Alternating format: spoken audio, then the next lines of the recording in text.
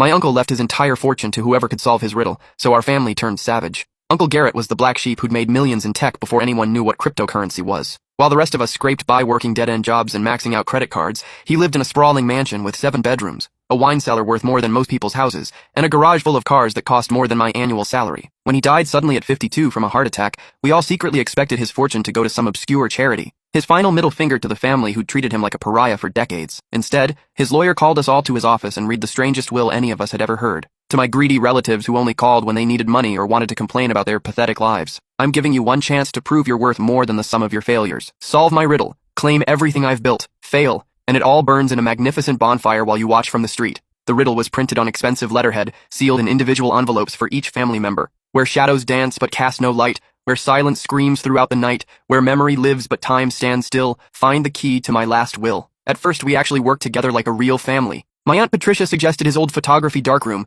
where he'd spent countless hours developing pictures. Cousin Dylan thought it meant his study, where he'd sit for hours in complete darkness, typing away on his computer. Mom was convinced it referenced the basement wine cellar, where he stored bottles worth thousands of dollars each. My brother Finn thought it meant the attic where old furniture gathered dust under white sheets. For 3 weeks, we tore through every inch of his mansion like a pack of wild animals. We moved furniture that hadn't been touched in years, checked behind expensive paintings for hidden safes, pulled up Persian rugs and pried at floorboards until our fingers bled. We searched crawl spaces, examined every book in his library for hollow compartments, and even had his pool drained to check for underwater hiding spots. Nothing. Not a single clue. That's when the family bond started snapping like overstretched rubber bands. Patricia hired a private investigator who charged $800 a day. Dylan bribed the longtime housekeeper with a $1,000 tip for information about Garrett's daily habits and secret hiding places. Mom started showing up at the mansion at 5 in the morning to search rooms before anyone else arrived, claiming she needed the quiet to think clearly. Finn installed hidden cameras throughout the house to spy on the rest of us, monitoring our movements like we were common criminals. The real ugliness began when Patricia found something she wasn't supposed to find. She was searching Garrett's master bedroom for the 100th time when she discovered a loose floorboard hidden under his massive antique bed.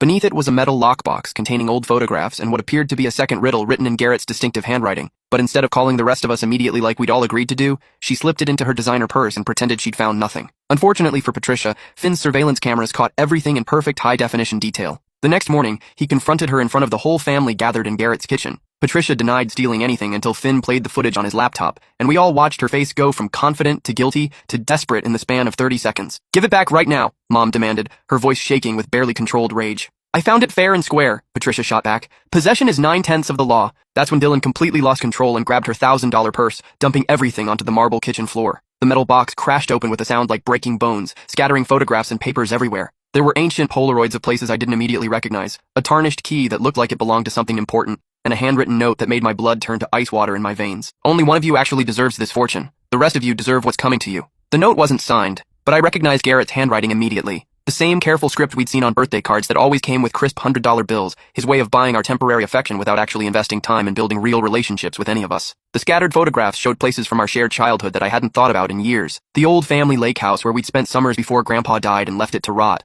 Garrett's first dingy apartment above the pizza shop where he lived while teaching himself computer programming. The sketchy carnival where he'd worked summers during high school, operating the tilt-a-whirl for drunk teenagers and saving every penny for college. But one particular photograph made Patricia gasp so loudly that we all turned to stare at her. It showed the abandoned warehouse on the outskirts of town where our grandfather used to take us kids to play elaborate games of hide and seek. "He wouldn't," she whispered, her voice barely audible. "Wouldn't what?" Finn demanded, grabbing the photo from her trembling hands. Patricia looked like she'd seen a ghost. Grandpa used to tell us horror stories in that warehouse during thunderstorms. Garrett was absolutely terrified of the place after what happened there. He swore on our mother's grave that he'd never set foot in that building again. Dylan picked up the tarnished key from the floor, turning it over in his calloused hands and examining the scratches along its surface. "This isn't for any safety deposit box I've ever seen. Look at these wear marks. This key's been used recently and often." The warehouse was exactly 43 minutes outside town according to my GPS, sitting on 15 acres of worthless swampland that had been in our family for 3 generations. We'd all crammed into Finn's oversized SUV like we were kids again, but the tension was so thick I could barely breathe. Nobody spoke during the entire drive except to give directions, but I caught Mom constantly checking her phone, probably texting her latest boyfriend Randy about the potential inheritance and what it would mean for their upcoming wedding. When we finally arrived, the warehouse looked exactly like I remembered from childhood visits: rusted metal siding that had turned orange-brown from decades of weather, broken windows that had never been repaired, and that distinctive smell of decay and stagnant water that seemed to cling to everything within a quarter-mile radius. The only thing different was the heavy-duty padlock on the front door, which looked expensive and recently installed. Dylan's key fit the lock perfectly, turning with a satisfying click that echoed across the empty parking lot. Inside, our flashlights revealed something that should have been impossible. The warehouse had been completely renovated from top to bottom. The concrete floors were spotless and painted a clean white. The walls had been insulated and covered with fresh drywall. Professional lighting fixtures hung from the exposed ceiling beams, and there, positioned in the exact center of the cavernous space, sat an antique wooden table with 5 chairs arranged in a perfect circle. On each chair sat a manila envelope with our names written in Garrett's careful handwriting. "This is absolutely insane," Finn muttered under his breath, but he was already walking toward his designated chair like he was hypnotized. My envelope contained another riddle, but this one felt different, more personal and menacing. "Before you stands your final test,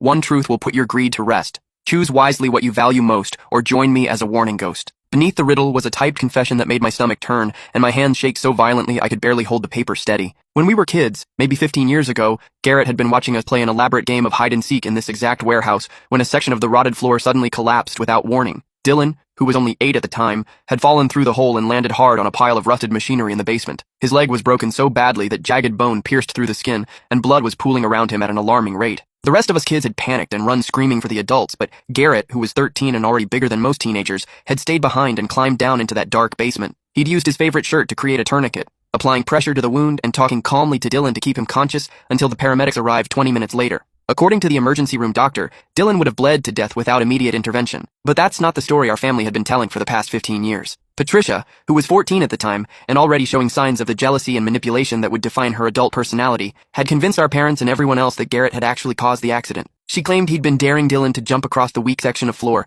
egging him on and calling him a coward when he hesitated. She'd been furious that summer because Garrett always got the most attention from the adults. He was smart, funny, and charming in a way that made everyone gravitate toward him at family gatherings. Patricia had always been average at everything. Average grades, average looks, average personality, and she couldn't stand being overshadowed by her younger cousin. So she'd lied, crafting a detailed story about Garrett's reckless behavior and coaching the younger kids on what to say when the adults asked questions. Our parents believed her because Garrett already had a reputation as the family troublemaker, not because he was actually bad, but because he questioned authority and refused to pretend everything was perfect, when it clearly wasn't. He'd spent the next 15 years being treated like a dangerous criminal for saving Dylan's life. I looked around the table at my family members, watching their faces as they read their own versions of the truth. Dylan was staring at his envelope with growing horror, his mouth hanging open as memories from that day began surfacing. Mom had gone completely pale and was gripping her chair so tightly her knuckles had turned white. Finn looked confused and overwhelmed. He'd been too young to remember the incident clearly, but old enough to absorb the family narrative about Garrett being dangerous. Patricia was crying silently, mascara streaming down her cheeks in black rivers. "I was just a kid," she sobbed, her voice breaking.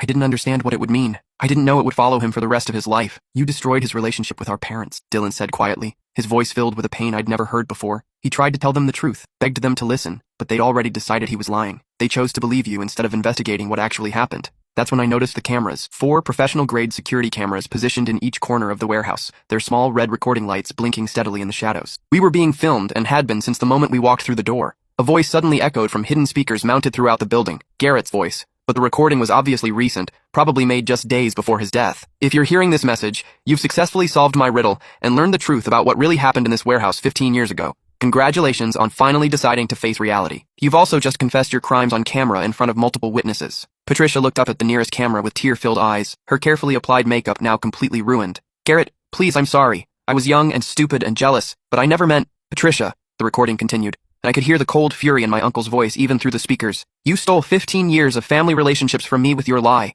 You cost me my parents' trust, my siblings' love, and any chance of having a normal relationship with the people who should have mattered most. That betrayal is worth exactly $15 million. Multiple screens mounted on the walls suddenly lit up, displaying legal documents and Garrett's distinctive filing system. Patricia's name appeared as the sole beneficiary of his primary estate, but there were conditions listed in small print that made her face go even whiter. "The money comes with strings attached, dear cousin. You have exactly 1 year to publicly confess your lie to every person you told it to, starting with our parents' graves. You'll establish a foundation for falsely accused children, and you'll spend the rest of your life trying to undo the damage you caused. Fail to meet any of these conditions, and the money goes to charity while your confession video gets uploaded to every